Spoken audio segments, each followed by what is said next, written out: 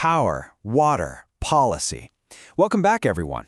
Today we're jumping right into part 4 of our 5-part explainer series, where we've been unpacking the really complex and honestly pretty opaque ecosystem of AI infrastructure.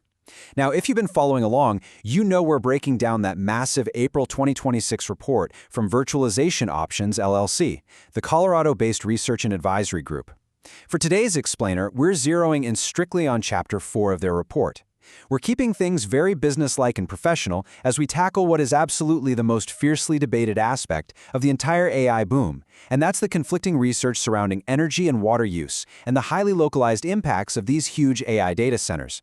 Our main goal today is to compare these clashing studies, spot the potential biases, and dig into the report's documented cases where external and even governmental pressures might actually be influencing the scientific outcomes. Okay, let's dive into this. Here is our roadmap for today.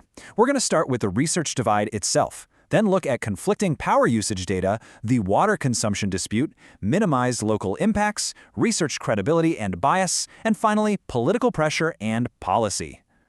Starting with Section 1, the research divide.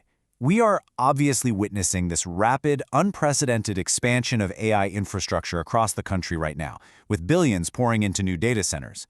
But as the physical footprint of these facilities is exploding, there's a parallel battle happening right alongside it in the realm of data and science. Basically, the research evaluating the actual resource consumption of these facilities has turned into a major battleground. And that brings us to the core of our foundational text today, this policy analysis by Virtualization Options. What Chapter 4 meticulously lays out is how funding sources, corporate interests, and political pressures are actively shaping the conclusions drawn by researchers and government agencies. We're seeing radically different results depending entirely on who is writing the check for the research. So this isn't just some dry academic debate over methodologies. It's a systemic divide in how the real-world impacts of AI are reported to the public and to the policymakers who are literally deciding what gets built in your backyard. Which leads us to Section 2, conflicting power usage data. When you try to answer a seemingly basic question, how much electricity do these places actually use, the answers are all over the map. You have massive industry groups like the IEA and EPRI saying one thing, and independent academic researchers saying something completely different. Let's look at a specific real-world example of this conflict. On one hand, you have demand estimates from Goldman Sachs. On the other, you have a rigorous analysis by Jesse Jenkins over at Princeton University's Zero Lab. The Princeton team actually flagged a massive methodological error in the Goldman estimates.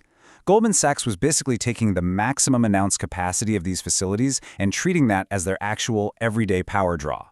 And the independent researchers pointed out, well, wait a minute, many of these announced facilities never actually scale up to their absolute maximum operational capacity.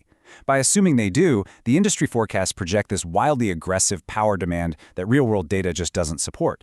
And this matters, right? Because relying on those inflated maximums can lead to overbuilding our grid infrastructure, and guess who ultimately foots the bill for that? Everyday ratepayers.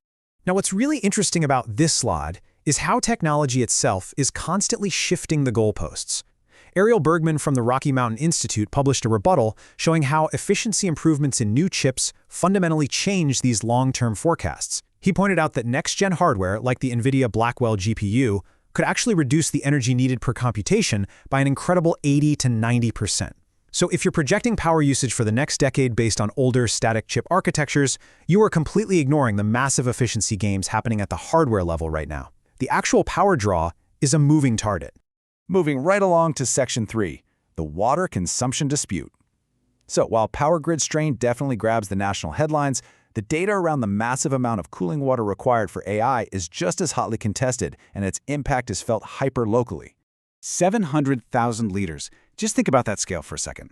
That number comes from a landmark peer-reviewed study in the journal Nature by researchers at UC Riverside. That is their estimate for the sheer volume of water required simply to train a single large language model on the scale of GPT-3. This covers the direct, on-site municipal water drawn to cool the servers during the intensive training phase, which can run at maximum capacity for weeks or even months. But that UC Riverside study went even further. They exposed what they call a hidden water multiplier. Basically, they proved that the actual water footprint is way bigger than what the industry discloses at the facility level. For every liter of water used on-site for cooling, there's a 1.5 times multiplier of upstream water usage. It's the invisible infrastructure, the water needed miles away just to cool the power plants, generating the electricity for the data center.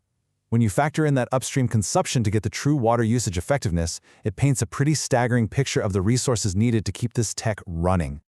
So how does the corporate world handle independent academic findings like this? Well, the report highlights a great example from a 2021 earnings call with Microsoft CFO Amy Hood. She was asked point blank about that 700,000-liter estimate.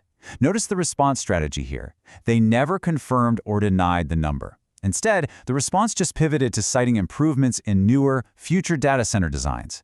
It's a classic strategy. Sidestep the historical academic research by immediately pointing to future, often undisclosed efficiency projections. And that brings us to Section 4, minimized local impacts. Because while we talk about gigawatts and total gallons on a macro level, the hyperlocal, day-to-day consequences of these facilities are frequently downplayed or just left out of industry-funded reports entirely.